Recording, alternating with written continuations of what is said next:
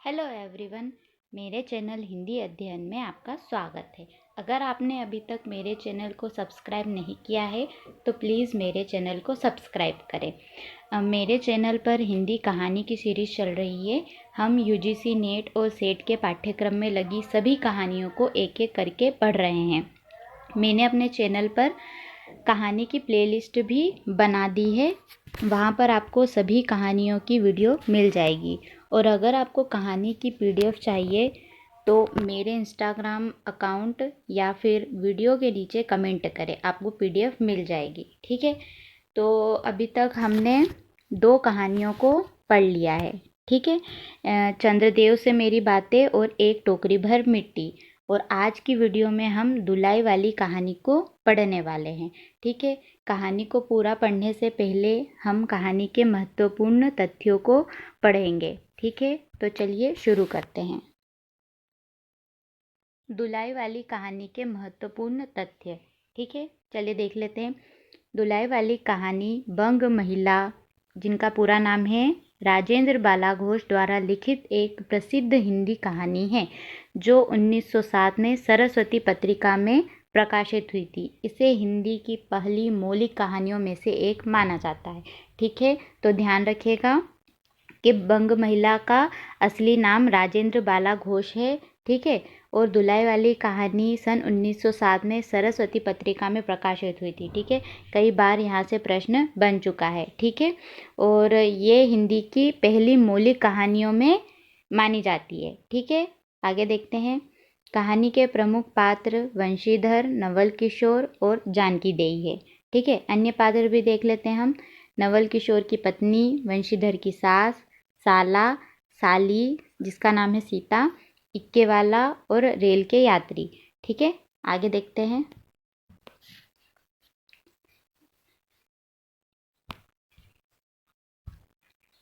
कहानी की शुरुआत काशी के दशाश्वमेध घाट से शुरू होकर इलाहाबाद में खत्म होती है। यह मनोरंजन प्रधान रोचक कहानी है।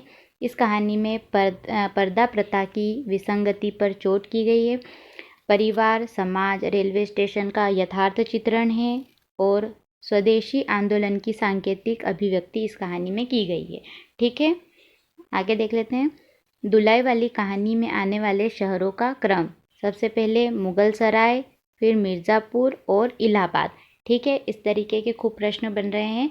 बाकी आपको दूसरी चीज़ें जो है कहानी पढ़ने पर क्लियर हो जाएंगी। ठीक है, पर ये आप ध्यान रखिएगा। ठीक है, इस तरीके से बार बार प्रश्न बन रहे हैं। ठीक है, तो चलिए अब हम कहानी को पढ़ना शुरू करते हैं।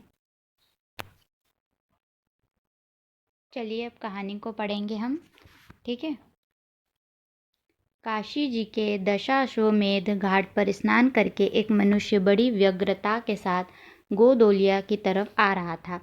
एक हाथ में मैली सी तौलिया से लपेटी हुई भीगी धोती और दूसरे में सुरती की गोलियों की कई डिब्बियां और सुंगनी की एक पुड़िया थी। उस समय दिन के 11 बजे थे। गोदोलिया की बाईं तरफ जो गली है उसके भीतर एक और गली में थोड़ी दूर पर एक टूटे मकान से पुराने मकान में वह जा घुसा। ठीक है, ये समय भी याद रखिएगा। ऐसे अटपटे प्रश्न बहुत ज़्यादा बन रहे हैं यूजीसी नेट एग्ज़ाम में। ठीक है, मकान के पहले खंड में बहुत अंधेरा था पर ऊपर की जगह मनुष्य के वासोपयोगी थी। नवागत मनुष्य धड़धड़ाता हुआ ऊपर चढ़ गया। वहाँ एक कोठरी में हाथ की चीज़ें रख दी और सीता सीता कहकर पुकारने लगा। क्या है, कहती हुई एक 10 बरस की बालिका आ खड़ी हुई। तब उस पुरुष ने कहा, सीता ज़रा अपनी बहन को बुला ला। ठीक है, तो यहाँ से प्रश्न बना था जो कि बहुत ही कम बच्चों को इसका उत्तर पता था। ठीक है, जिसने गंभीरता से कहानी को पूरा पढ़ा था उसी को इसका उत्तर पता था। ठीक है, कि सीता की उम्र क्या थी। ठीक है, अच्छा कहकर सीता चली गई और कुछ देर में एक नवीना स्त्री आकर उपस्थित हुई। उसे देखते ही पुरुष ने कहा, लो, हम लोगों को तो आज ही जाना होगा। इस बात को सुनकर स्त्री कुछ आश्चर्ययुक्त होकर और झुंझलाकर बोली,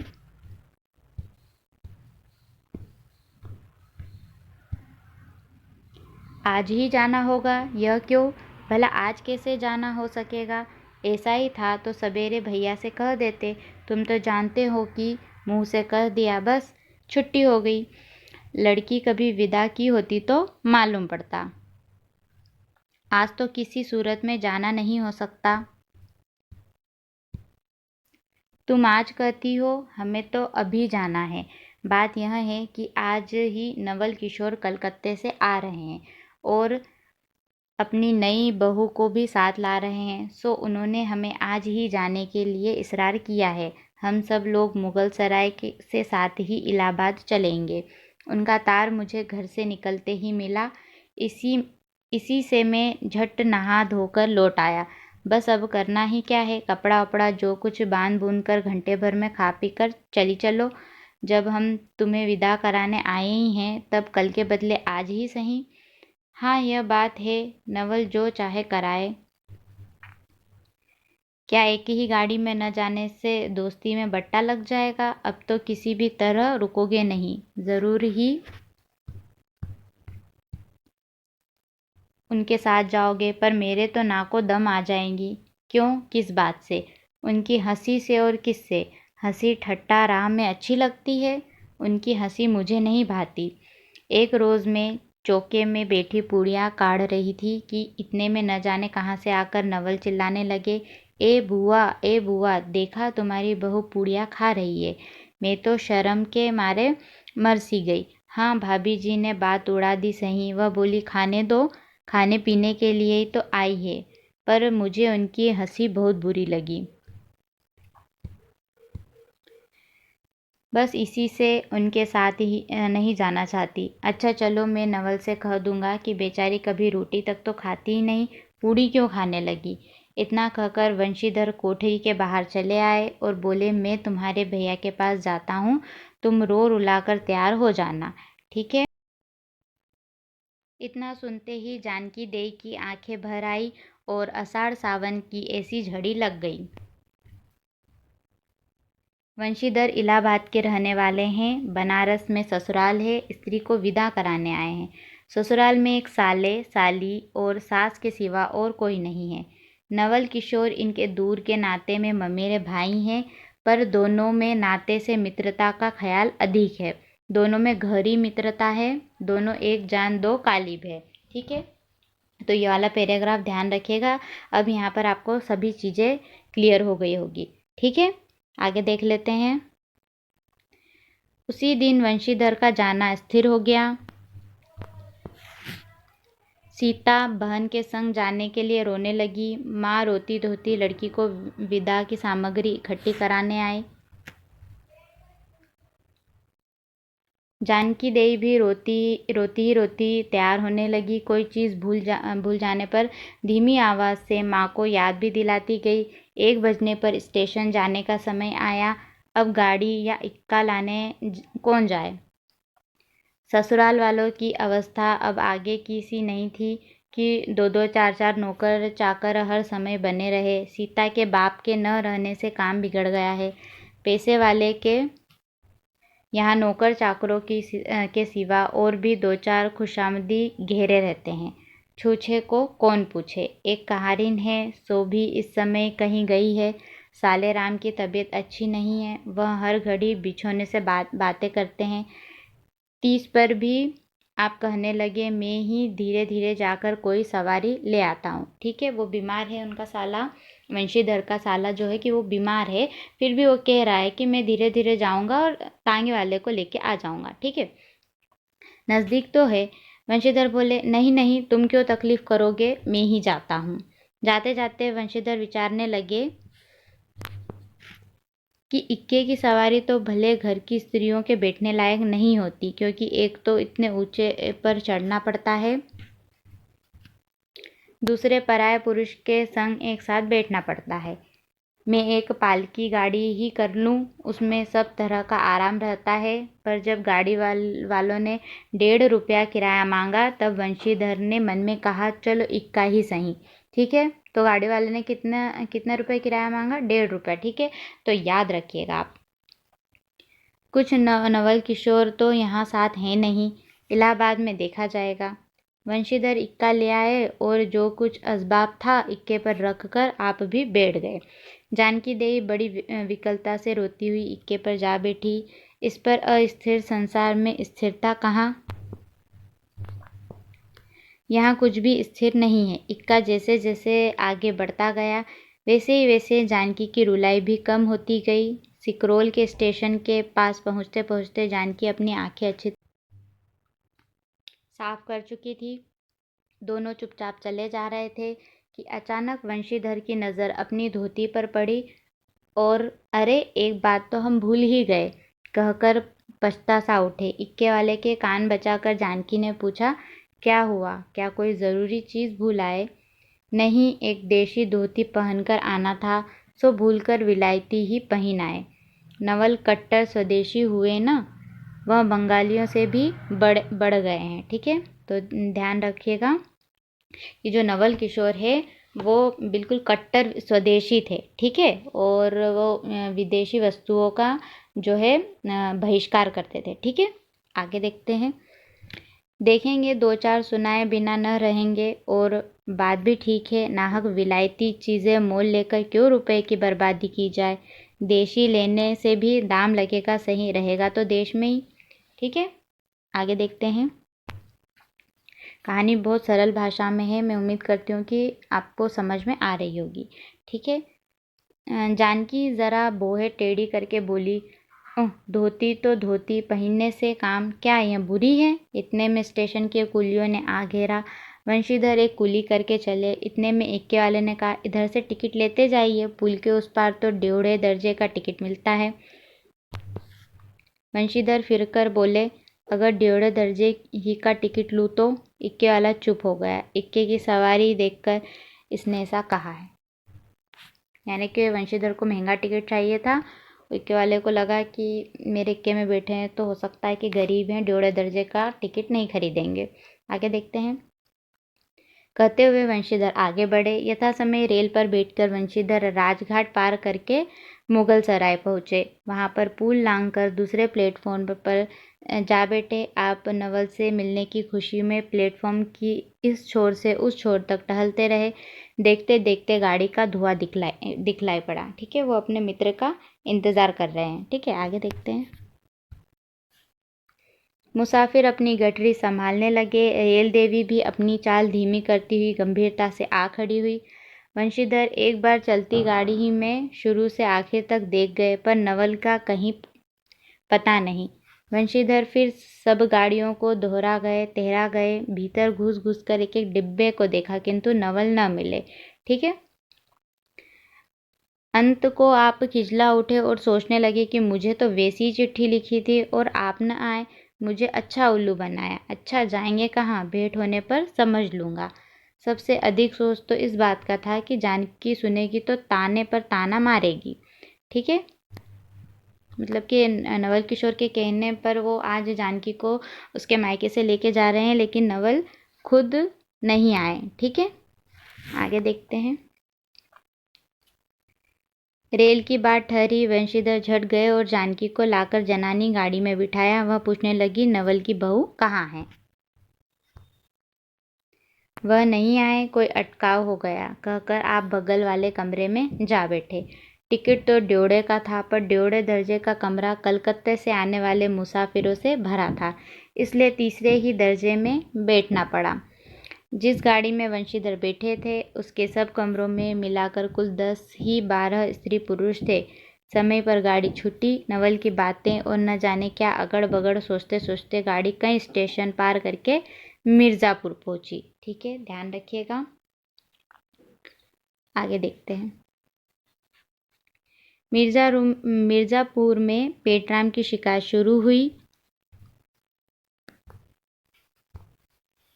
उसने सुझाया कि इलाहाबाद पहुंचने में अभी देरी है। चलने की झंझट में अच्छी तरह उनकी पूजा किए बिना ही वंशीधर ने बनारस छोड़ा था, इसलिए आप झट प्लेटफॉर्म पर उतरे और पानी के बम्बे से हाथ मुंह धोकर एक खुमचे वाले से थोड़ी सी ताज़ी पूड़ियाँ और मिठाई लेकर निराले में बैठ आपने उन्हें ठिकाने पहुंचाया। पीछे से जानकी की सूद आई, सोचा कि पहले पूछ लें तब कुछ मोल लेंगे, क्योंकि स्त्रियां नटखट होती हैं, वह रेल पर खाना नहीं पसंद करती हैं। ठीक है, ये उस ज़माने की बात है, आजकल तो सब खाते हैं। ठीक है, और सबसे ज़्यादा पसंद भी आता है। ठीक है, पूछने पर वही बात हुई। तब वंशीधर लौटकर अपने कमरे में आ बैठे। यदि वह चाहते तो वे इस समय ड्योढ़े में बैठ जाते, क्योंकि अब भीड़ कम हो गई थी, पर उन्होंने कहा थोड़ी देर के लिए कौन बखेड़ा करे। वंशीधर अपने कमरे में बैठा।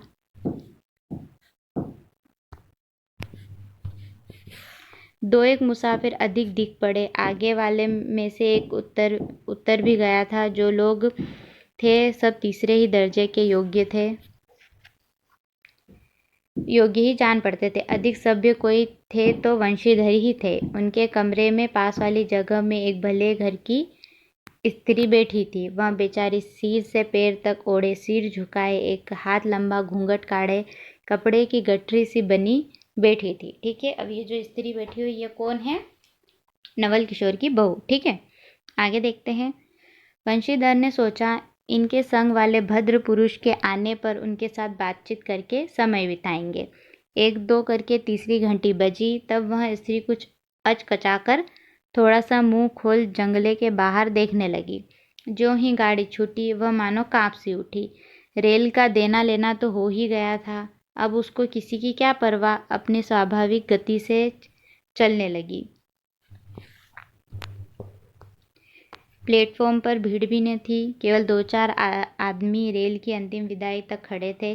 जब तक स्टेशन दिखलाई दिया तब तक वह बाहर ही देखती रही, फिर अस्पष्ट स्वर से रोने लगी। उस कमरे में 3-4 प्रौढ़ा ग्रामीण स्त्रियां भी थी। एक जो उनके पास ही थी कहने लगी, अरे इनकर मनई तो नाही आइलेन हो, देखो रोवल करथईन। ठीक है, मैं थोड़ा इसको स्किप करूँगी, आप चाहे तो पढ़ सकते हैं, क्योंकि मैं इसे बोल नहीं पाऊँगी। ठीक है, तो आप देख लीजिएगा।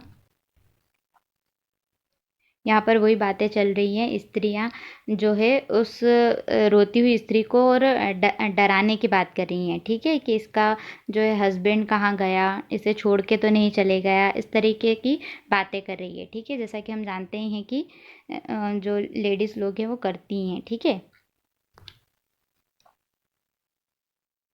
एक से एक अनोखी बातें कहकर अपने अपने तजुर्बा बयान करने लगी। ठीक है, आसपास जो स्त्रियाँ थी वो अपने तजुर्बे बयां कर रही थी। ठीक है, बीच बीच में उस अकेली अबला की स्थिति पर भी दुख प्रकट करती जाती थी।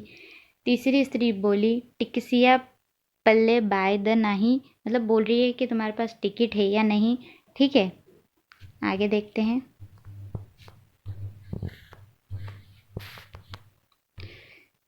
चौथी, हम तो इनके संगे के आदमी को देखबो ना कि मतलब हमने इसके साथ में कोई आदमी देखा ही नहीं है। आगे देखते हैं। ठीक है, तीसरी बोल रही है कि हमने देखा था, उसने टोपी पहनी थी। ठीक है, मतलब कुछ भी झूठ बोल रही है वो, ऐसा तो कुछ देखा ही नहीं उन्होंने। इस तरह की उनकी बेसिर की बातें सुनते सुनते वंशीधर ऊप उठे। तब वह उन स्त्रियों से कहने लगे, तुम तो नाहक उन्हें और भी डरा रही हो। ठीक है, जैसा कि मैंने आपको पहले बोला कि वो उस रोती हुई स्त्री को डराने का काम करती है। ठीक है, ज़रूर इलाहाबाद तार आया होगा और दूसरी गाड़ी से वे भी वहाँ पहुँच जाएंगे। मैं भी इलाहाबाद ही जा रहा हूँ, मेरे संग भी स्त्रियाँ हैं। जो ऐसा ही है तो दूसरी गाड़ी के आने तक मैं स्टेशन ही ठहरा रहूँगा।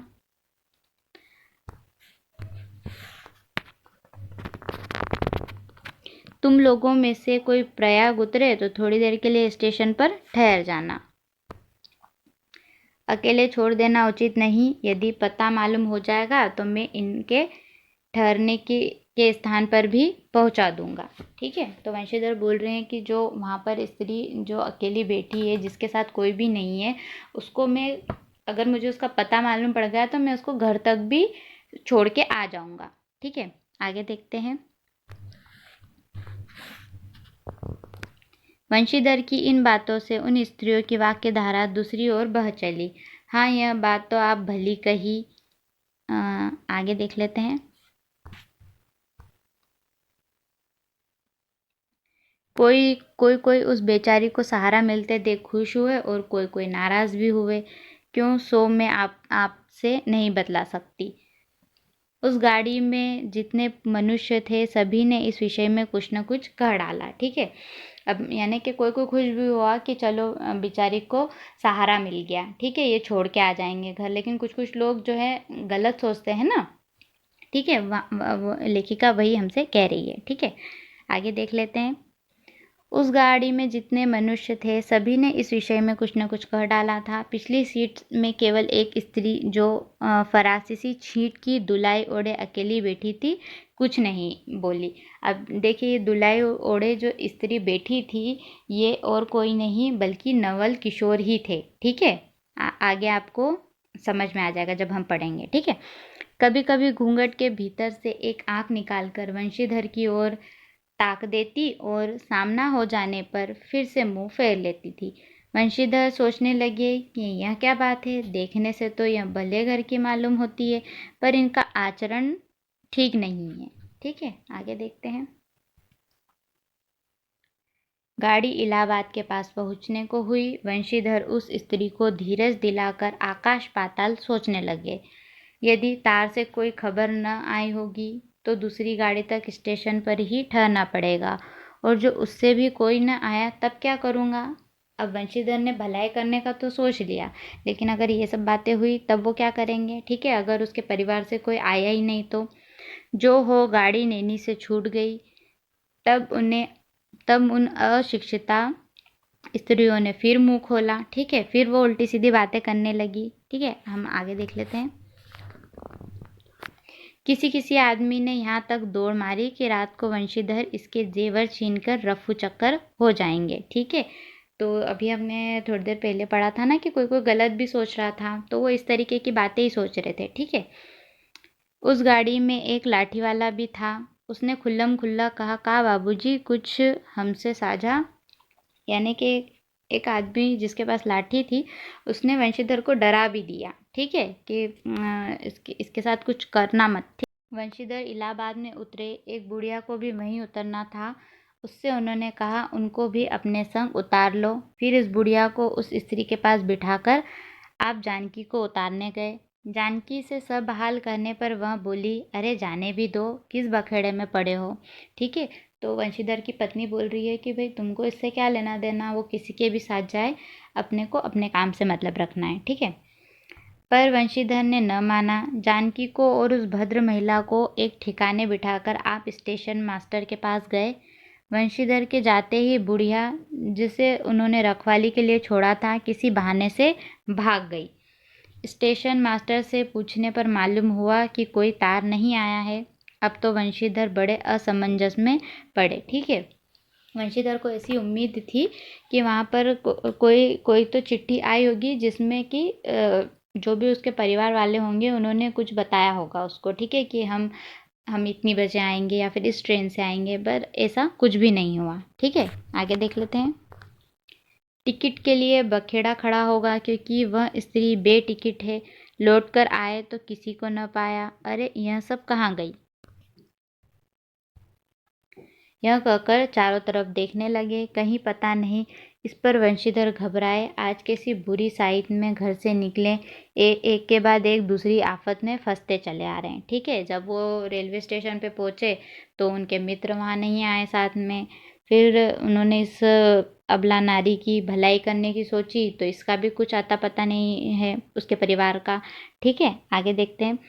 इतने में अपने सामने उस दुलाई वाली को आते देखा। ये दुलाई वाली वही है जो ट्रेन में बैठी हुई थी और वंशीधर को घूंघट से छुप छुप के देख रही थी। ठीक है, दुलाई का मतलब क्या होता है, शॉल। ठीक है, आगे देखते हैं। तू ही उन स्त्रियों को कहीं ले गई है, इतना कहना था कि दुलाई से मुंह खोलकर नवल किशोर खिलखिला उठे।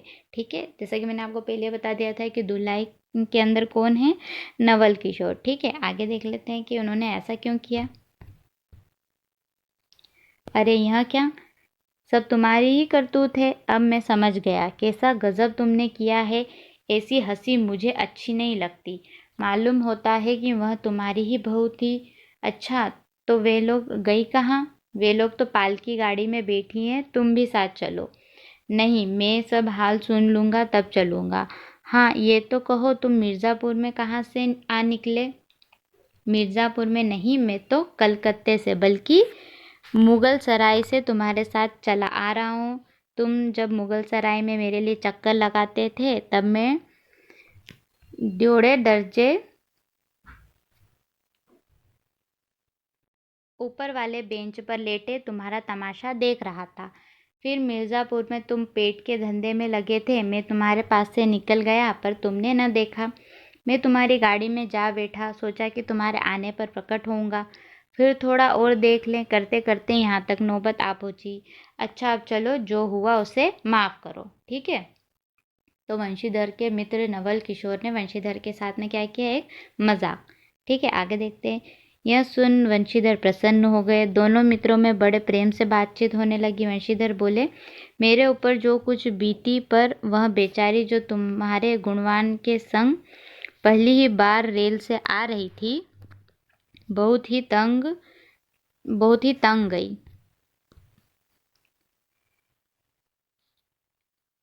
उसे तो तुमने नाहक रुलाया, वह बहुत ही डर गई। नहीं जी, डर किस बात का था, हम तुम दोनों गाड़ी में न थे। हाँ, पर यदि मैं स्टेशन मास्टर से इत्तला कर देता तो बखेड़ा खड़ा हो जाता ना। अरे तो क्या मैं मर थोड़ी गया था, 4 हाथ की दुलाई की बिसात ही कितनी। इस तरह बातचीत करते करते दोनों गाड़ी के पास आए और देखा तो दोनों मित्र वधुओं में खूब हंसी हो रही थी। जानकी कह रही थी, अरे तुम जानो क्या, इन लोगों की हंसी ऐसी होती है, हंसी में किसी के प्राण भी निकल जाए तो इन्हें दया न आए। ठीक है, ये कथन ध्यान रखिएगा, किसका है ये, जानकी देई का कथन है। ठीक है, पूछा जा सकता है। ठीक है, आगे देख लेते हैं।